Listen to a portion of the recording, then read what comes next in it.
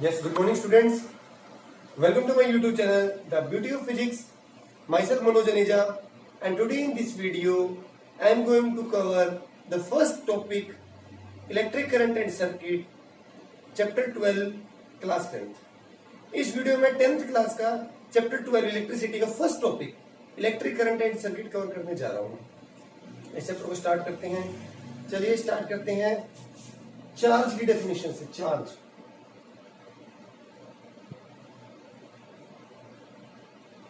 क्या होता है? चार्ज हमें ये पता है, material particles can exert an additional force when it is charged. आपको पता है जब किसी बॉडी को हम चार्ज कर देते हैं तो वो ग्रेविटेशनल फोर्स के अलावा एक और फोर्स एक्सर्ट करते हैं जिसे इलेक्ट्रोमैग्नेटिक फोर्स कहा जाता है। तो चार्ज एक प्रॉपर्टी है associated with material objects in terms of which electric forces are expressed. Charge क्या है? प्रॉपर्टी है associated with material objects in terms of which electric forces are expressed. Charge कितने टाइप्स का होता है? 2 टाइप्स का होता है, नेगेटिव और positive. There are 2 types of charge, negative charge and positive charge. Negative कब आएगा और पॉजिटिव कब आएगा वो डिस्कस करना है एटॉमिक स्ट्रक्चर से। हमें एटॉमिक स्ट्रक्चर में पता है, inside an atom there is a positively charged core called nucleus and outside electrons revolve around the nucleus. बाहर electron, inside core protons and neutrons are there, और in chemical bonding only electrons take participate। केवल electrons का transfer होता है, chemical bonding हो कुछ कोई भी प्रोसेस क्योंकि electrons are outside the nucleus. तो positive charge, atom is neutral, atom is neutral. तो पॉजिटिव चार्ज कब आएगा? When electrons are moved away और when atom loses electrons, when atom loses electrons. तो अगर आपका कोई सब्सटेंस है, suppose I have this marker and I want to give it to positive charge, तो मुझे इसके इलेक्ट्रॉन्स को रिमूव करना पड़ेगा so that I may give it to the positive charge, so that I may give it to the positive charge. Negative charge क्या होता है? Negative charge जब when electrons are added, when electrons are added, when electrons are added, so when any atom gains the electron, it becomes negatively charged, it becomes, और when any substance acquires the electron, it becomes negatively charged। Atom की case में अगर आप दे दिया तो आपको पता है कैटायन एनायन फॉर्मेशन होती है, NaCl की फॉर्मेशन है, पता है आपको। सोडियम लूजेस वन इलेक्ट्रॉन तो become positively charged, chlorine gains electron become negatively charged. ठीक है, तो electrons are negatively charged when any substance, when any object loses electrons it becomes positively charged, और when it gains electrons from the outside it becomes negatively charged, it becomes negatively charged. अब first topic start करते हैं। तो थोड़ा सा मैंने charge का introduction दिया है, electric current and circuit, electric current and circuit.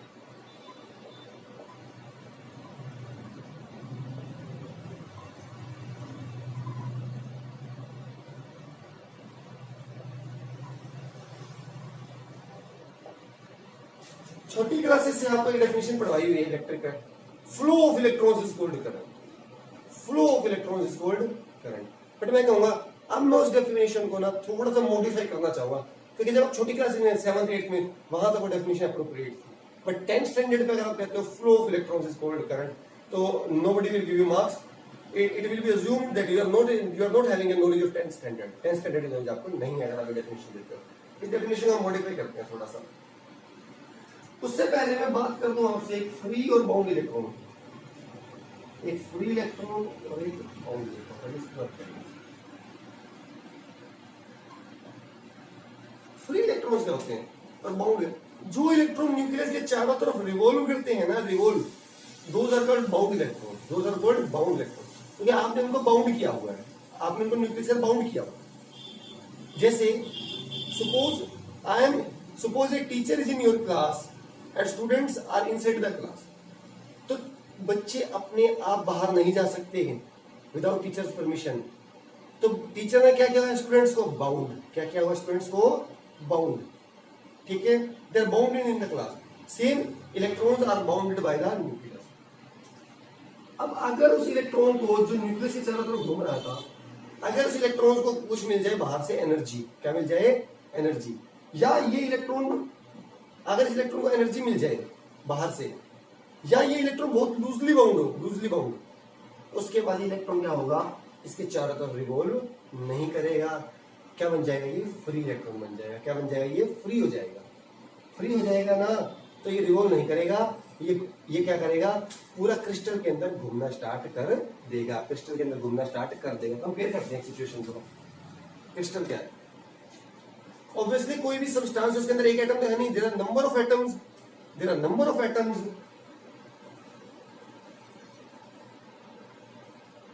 अब मान लो मेरे पास एक आयरन की रोड ही है, सपोज आयरन की, और सपोज कर लीजिए आयरन का एक एटम एक इलेक्ट्रॉन लूज कर रहा है, लूज नहीं फ्री बना रहा है एक इलेक्ट्रॉन। लूज करना और फ्री में फर्क होता है। लूज करने में होता है एटम ने टोटली इलेक्ट्रॉन डोनेट कर दिया दूसरे एटम को, और फ्री बनाने का मतलब ये होता है अब वो फ्री इलेक्ट्रॉन उसके न्यूक्लियस के चारों तरफ रिवॉल्व नहीं करेगा, जबकि उसके क्रिस्टल के अंदर घूमेगा, रहेगा उसी क्रिस्टल के पास ही। सपोज इस आयरन की रोड के अंदर मैं 6 एटम घुमा देता हूं, 6। हर एक एटम से एक इलेक्ट्रॉन फ्री हुआ था, तो टोटल कितने फ्री इलेक्ट्रॉन्स हो गए? 6।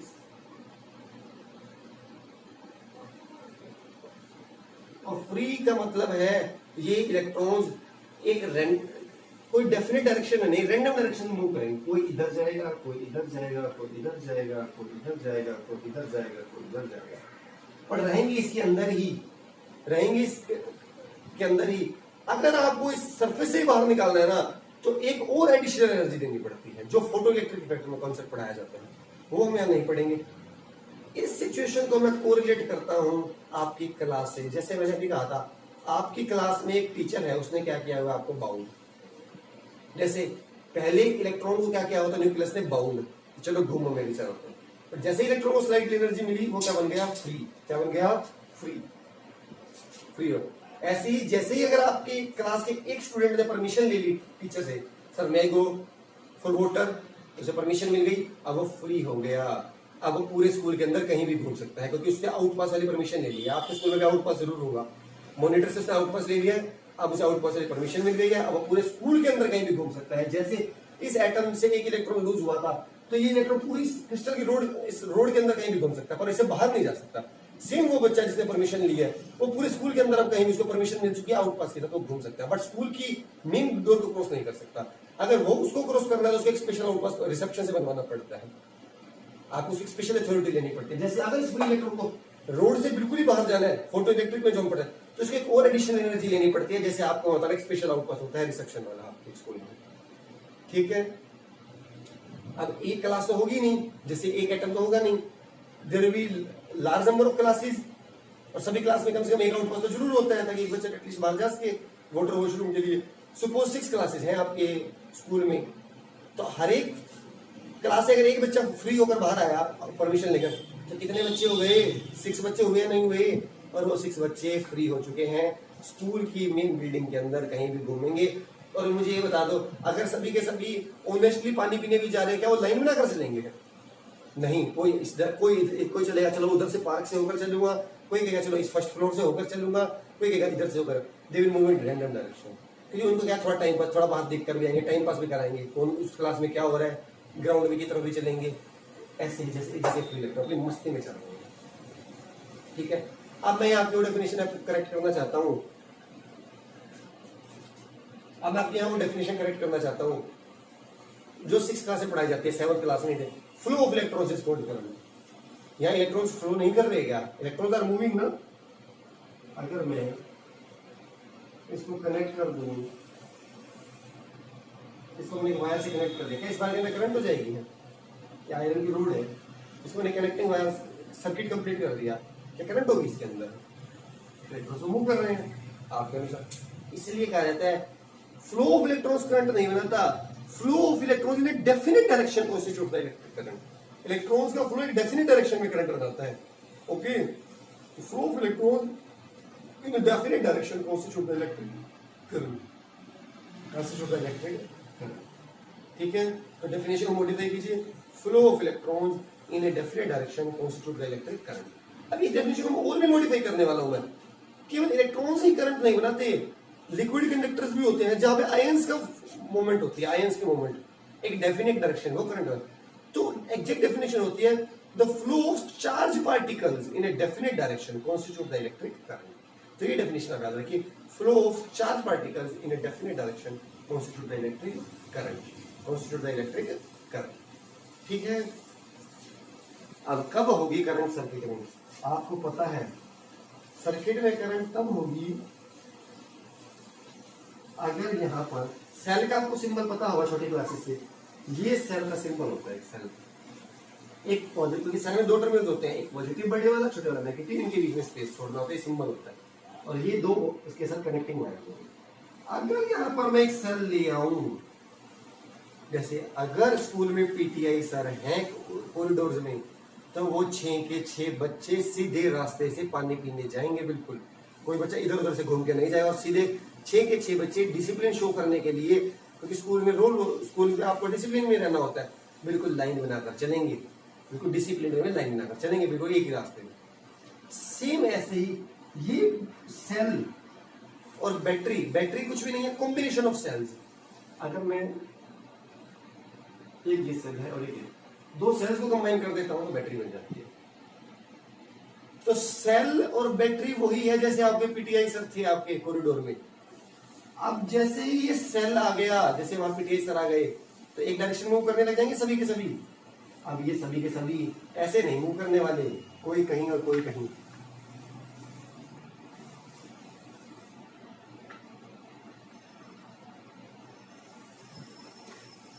ये सभी के सभी अब इस डायरेक्शन में मूव करने लग जाएंगे, ये सभी के सभी अब इस डायरेक्शन में मूव करेंगे। इधर ही क्यों करेंगे? सभी के सभी ऐसे चलने लगेंगे, बिल्कुल डिसिप्लिन में, इस तरीके से, अनुशासन इस तरीके से। ये इस इधर ही क्यों चले सभी के सभी, इस डायरेक्शन में क्यों नहीं चले?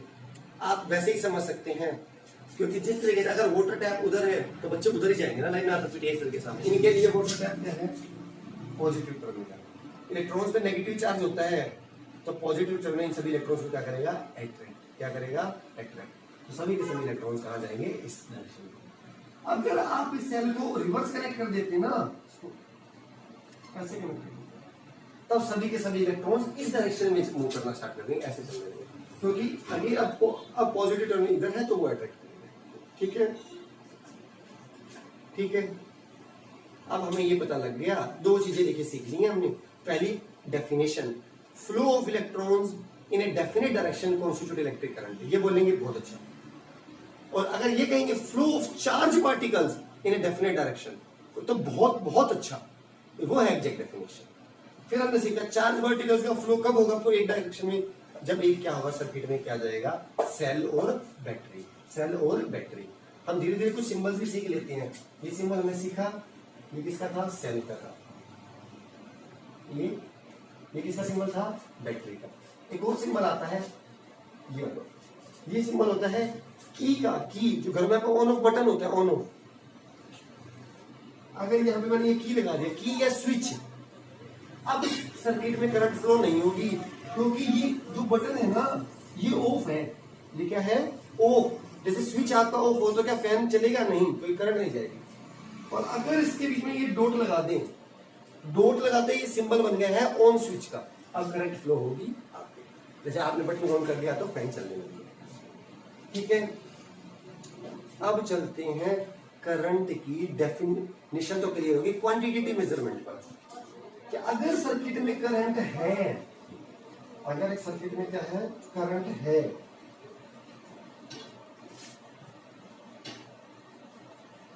तो कितनी होगी? कैलकुलेट कैसे करोगे आप? तो आप कैलकुलेट कैसे करोगे? How will you calculate? Current को डिनोट करते हैं आई से। किसे डिनोट करते हैं? आई से। किसे डिनोट करते हैं? आई से। कैसे निकालते हैं करंट को? मैंने कहा ना, जब चार्ज का डेफिनेट डायरेक्शन में फ्लो हो रहा तो करंट बनती है। तो कितना चार्ज का फ्लो जब हो रहा है, तो कितना चार्ज फ्लो हुआ उसको डिवाइड करते हैं हम टाइम से, तो इस डेफिनेशन है करंट की। और इसको डेफिनेशन कहा जाता है जब भी किसी क्वांटिटी को टाइम से डिवाइड करते हो उसे कहा जाता है रेट ऑफ फ्लो।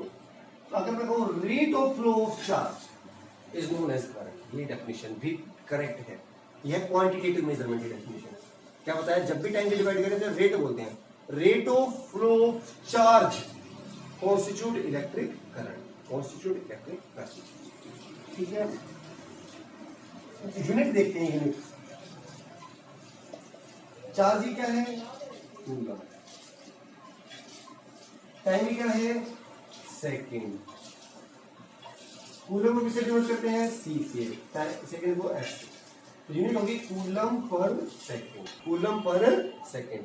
और इसका नाम दिया गया एम्पियर। एक फिजिसिस्ट थे, उन्होंने क्या नाम दिया, एम्पियर और एम्पियर और, ठीक है, एम्पियर और कूलम पर सेकेंड, एम्पियर और। तो this is the unit of the current. Current is a scalar quantity although it has direction. इसकी डायरेक्शन है फिर भी ये स्केलर है, क्योंकि डायरेक्शन होना वेक्टर नहीं बनाता। वेक्टर तब होगा अगर वेक्टर लॉज को भी करेगा। करंट एल्जेब्रिक लॉज को, सिंपल एल्जेब्रिक लॉज को फॉलो करता है। That's why current is a scalar although it has direction. Direction कौन सी डायरेक्शन है ये निकाल दीजिए। उससे पहले हम डिफाइन करते हैं 1 एम्पियर को। इससे डिफाइन करते हैं,